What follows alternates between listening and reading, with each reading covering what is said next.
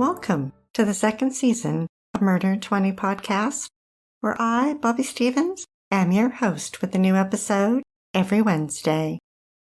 If you're a serious fan of true crime and love listening to podcasts, but don't want all that small talk, you've come to the right place. We get right to the facts. Murder in 20 episodes are concise and complete in 20 minutes. Less talk and more true crime. Be sure to like, share, and follow us to learn about upcoming episodes. This week at Murder in 20 podcast, we're taking a short holiday break and featuring one of our most intriguing true crime episodes.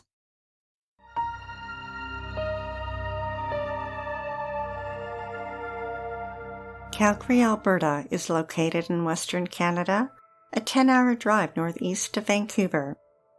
It's a large city with a population of 1.5 million. Its backdrop of stunning Rocky Mountains and its metropolitan high-rises make it attractive for film and television. It is also home to the oil and gas industry, which has experienced many boom and bust cycles in the last century. In 2015, Calgary had the highest number of millionaires per capita in Canada. Ryan Jenkins grew up in Calgary, the only son of Nada and Dan. His father, a respected and well-known architect, described his son as sweet and kind. He attended Western Canada High School in Calgary and later graduated from Mount Royal College in 1999. Ryan's circle of friends included those working in real estate and the oil and gas industry, who all made big money, worked hard, and played hard. In 2001, working along with his father, he became a real estate developer. His first condo project was a stylish modern 4-unit building. It was a success, and he soon moved on to new projects. Ryan was good-looking, a snappy dresser. He enjoyed the ladies and had a tendency to fall hard and fast in love. On a trip to Las Vegas, he met Paulina, and in a whirlwind romance, she moved to Calgary to be with him. In 2007, Ryan had a new girlfriend, whom he assaulted. He was charged and sentenced to 15 months probation and ordered to take domestic violence counseling and attend outpatient therapy for sex addiction. He developed real estate for 8 years until the recession hit in 2009 and the real estate market collapsed. That's when he learned he'd been picked to be a contestant on the TV show Megan Wants a Millionaire, and he headed off to Los Angeles in the United States for filming. The show described him as an investment banker with a net worth of $2.5 million. Although his was likely much less, the show said of its contestants that part of the fun was picking out the fakes. Ryan's nickname was Smooth Operator. He described himself as a little bit of Prince Charming and a little bit of a bad boy, and said that he liked to date girls who could turn a lot of heads. Jasmine Lepore had an energy about her, and when she entered a room, her radiance lit it up. She was beautiful on the outside and also had an inner beauty that people admired. Born in Arizona in 1981, her family moved to Bonnie Doon, a very small town with 2,500 people just south of San Francisco. ABC News reported that her mother, Lisa, would describe her as feisty and not one to easily back down. Sarah, her friend since 5th grade, said she was a beautiful girl and she knew that could take her places. She wanted big things in her life and was going to go get them. And another friend, Gwen, said that she wanted to be famous. She didn't think her last name sounded like a star and changed it to Fiore. Jasmine was naturally pretty, with beautiful big eyes, a tiny nose, alabaster skin, and full lips. She changed her hair color from sandy brown to black to platinum blonde and had her breasts augmented. She moved to Las Vegas for work. Her athletic frame was too short for typical modeling, but she modeled swimsuits and did TV commercials. She dated a lot of men and afterwards always stayed on good terms with them and kept in touch, including Robert Jasmine, whom she'd been with for a very long time. Although she was engaged numerous times, she was still seeking real, true love. She quietly married Mike Cardosi, but it didn't last when he went to prison on drug charges. Then in March 2009, she met Ryan at a party in Las Vegas, and 2 days after they met, the two tied the knot. Jasmine gushed to Gwen, saying that he was handsome, charismatic, and sexy, but she didn't tell a friend that they'd gotten married. She moved from Las Vegas to Los Angeles. She got a real estate license and started a personal training business with a friend. She moved into a penthouse in Fairfax, not far from the Santa Monica Boulevard and the famous Melrose Avenue. Her mother, Lisa, was staying with her when Ryan moved in.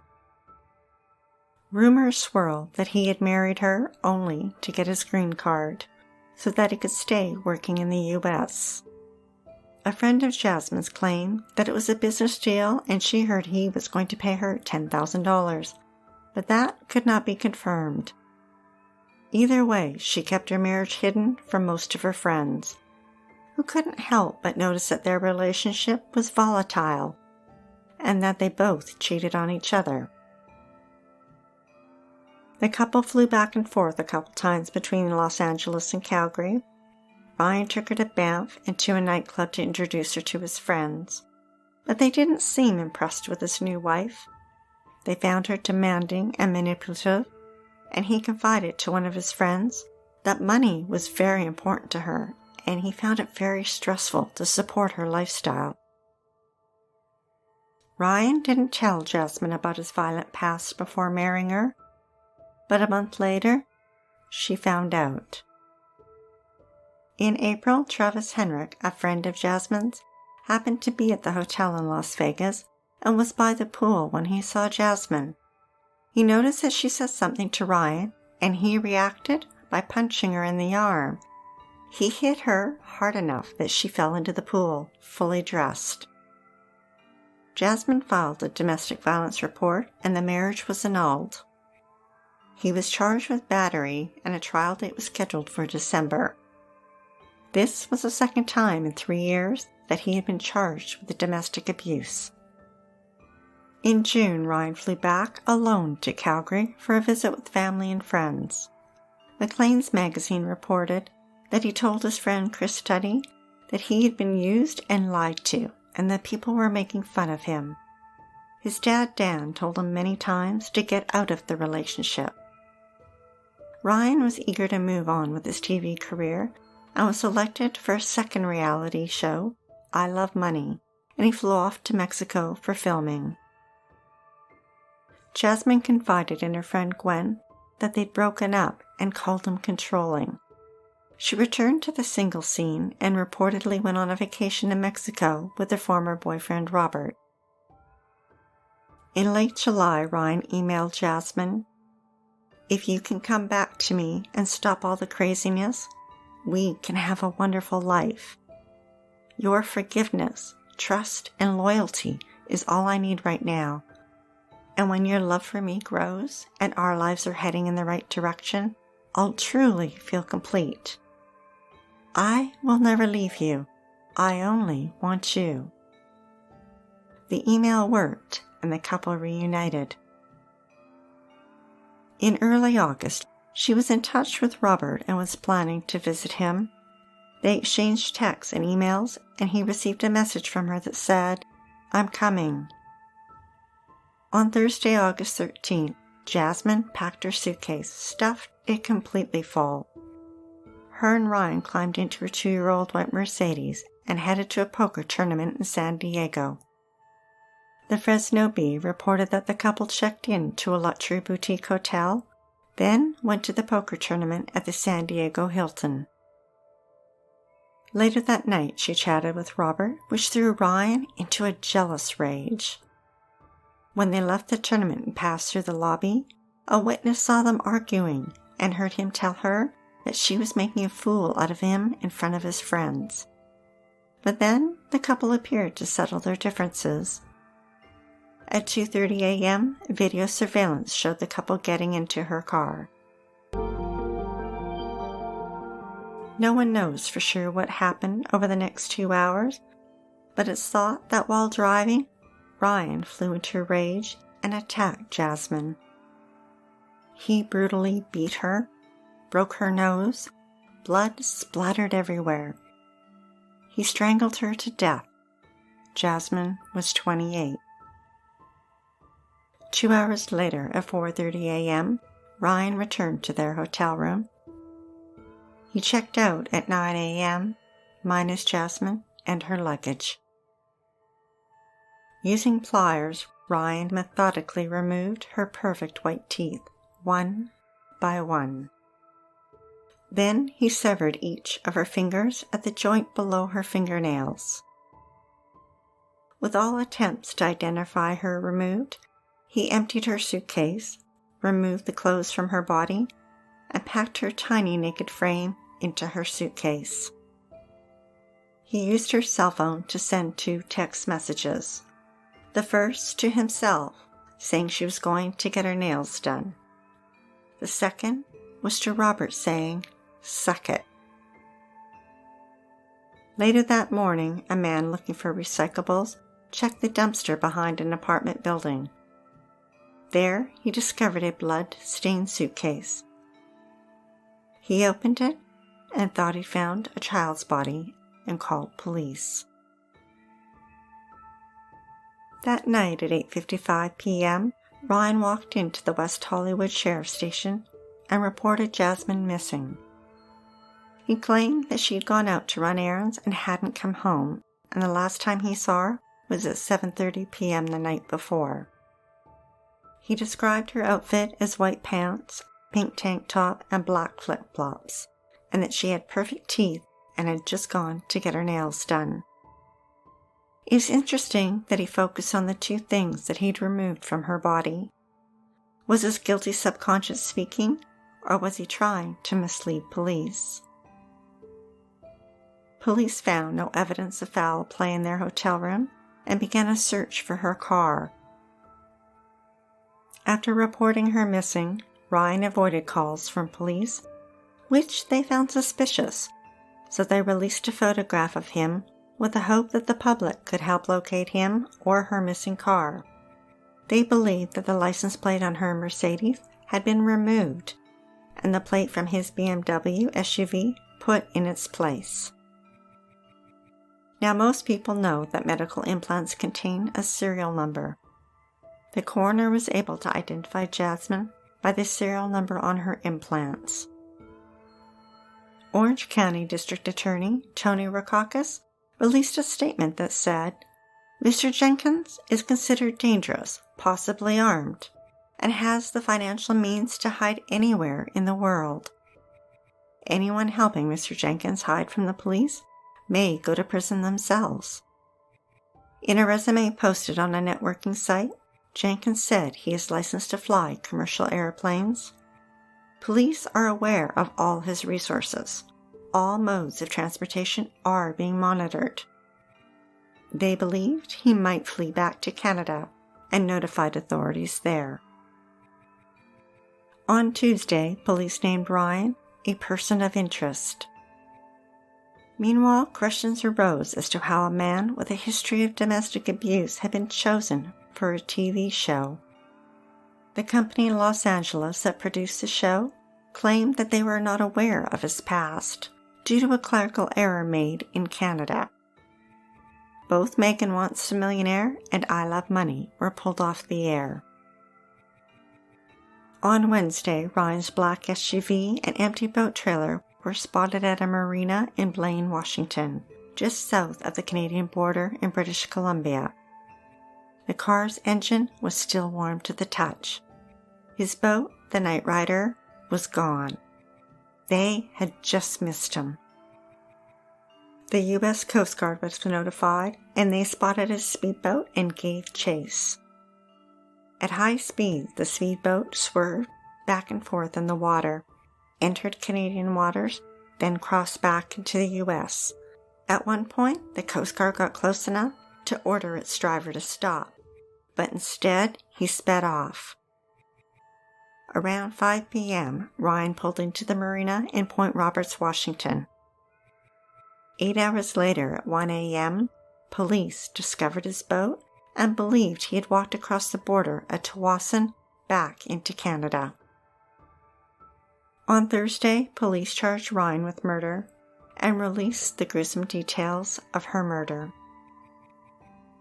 Officials in Orange County, California, filed paperwork to extradite Ryan from Canada in case he had fled there.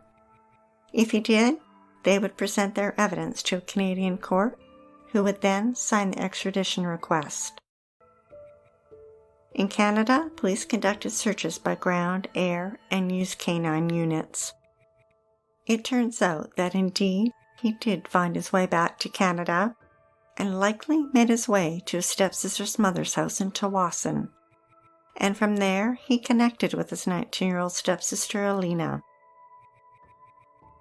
The next day, the U.S. Marshal Service announced a $25,000 reward for information leading to Ryan's capture, and both U.S. and Canadian citizens were eligible.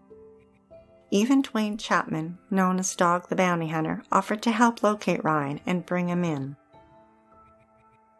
On Thursday, Ryan sat in the passenger seat of a silver PT Cruiser with Alberta license plates. In the driver's seat sat Alina. They traveled along the Trans-Canada Highway, heading north from the border for about 75 miles. There, in the little town of Hope, nestled in the Fraser Canyon, they pulled into the rundown Thunderbird Motel. It was a far cry from the five-star hotels that he was used to. The motel, built in 1960, is nestled against the towering mountains. Its small single-story cabins form a neat row. Its main two-story building contained more rooms. She parked the car near the garbage bin and went to the motel office while he stayed in the car.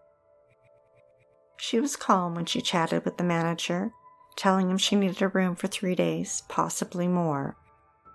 She put the room in her name and prepaid with cash. They walked towards room number 2 on the first floor. A single outdoor light illuminated its plain white door. She and Ryan entered the room and she helped them get settled. 20 minutes later, she was gone. The room was sparse but tidy. Inside was a bed with a floral bedspread. Covering the windows were floral drapes. They didn't match. Just inside the door was a small brown desk with an old TV sitting on top. On the wall behind the door was a simple metal coat rack that protruded from the wall, similar to the type motels use to store folded towels. At the end of the rod swung an air freshener shaped like a tree. The bathroom was simple with a square sink that hung off the wall. The mirror above was fastened to the wall with plastic clips, and above it was a plain light fixture with 2 bulbs. Later that day, Ryan opened up his laptop and typed a 1.5-page letter titled Will and Testament. The Los Angeles Times reported that he wrote how much he loved Jasmine and about his jealousy and his frustration with her cheating. He accepted no blame, and he did not mention her murder. He apologized to his family and left his estate to them. Over the next 2 days, he walked around the outside of the motel. He had lost weight, his face sunken, and his clothes were worn. He looked nothing like his picture being circulated on TV. No one at the motel recognized him. Sometime between Saturday evening and Sunday morning, Ryan decided to stop running. His prepaid stay was ending, and he decided to check out, but not the way you would imagine.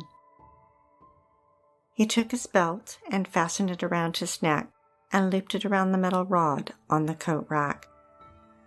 His body slumped. His feet hit the floor. Ryan was dead at 32. When he hadn't left by checkout time, the manager knocked on his door and yelled out, "Hello?" The province newspaper reported that when he didn't receive an answer, he used his master key to open the door, just a crack. He peered in and saw an open laptop. He opened the door wider and saw Ryan, still hanging from the belt. He reeled backwards and called police. Within an hour, police announced to the public that the man dead in the motel room was indeed Ryan Jenkins. Police believed that he alone was responsible for Jasmine's murder. The public could rest easy now. The population in the small town of Hope swelled over the coming days as news outlets from across both countries descended in droves to get a glimpse of where the unlikely ending had occurred and hoped to shed light on a brutal crime that fascinated the public for 9 days.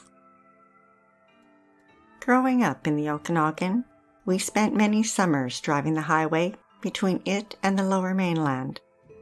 I remember the long lines of cars towing travel trailers as they wound their way through the twists and turns of the old highway that snakes through the canyon, dips down to the Fraser River, then inches its way back up into the mountains.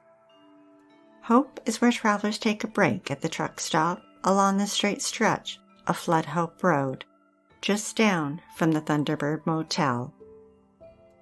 Not far is tow truck operator Jamie Davis's yard, who you may recognize from TV's Highway Through Hell. And going back to 1981, Rambo movie fans may recall Sylvester Stallone's movie First Blood was filmed in Hope. The coroner positively identified Ryan, and police focused on finding Jasmine's car. 3 days later, someone spotted it in a grocery store parking lot in West Hollywood, a mile from her apartment. It looked oddly out of place. Covered in mud, twigs and weeds hung from its undercarriage. Its license plate was gone. Inside, investigators found blood on the passenger seat, the back seat, and the rear window. The investigation into Jasmine's death had ended.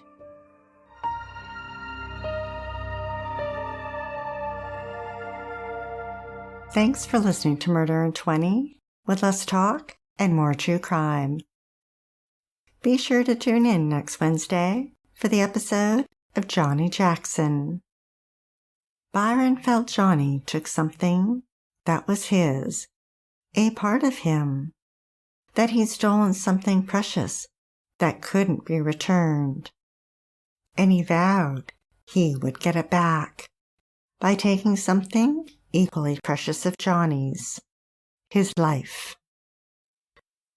We'd like to acknowledge Purple Planet for use of their music, sound effects from Veslian Studios and Quick Sounds, and our many editorial sources who are listed on our website.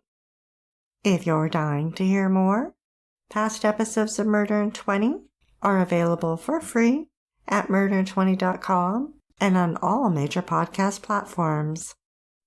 Be sure to like, share, and follow us to learn about upcoming episodes every Wednesday. And feel free to leave a 5-star review on any one of them or all of them. We're not shy. Stay safe, sleep with the lights on, and don't play with strangers.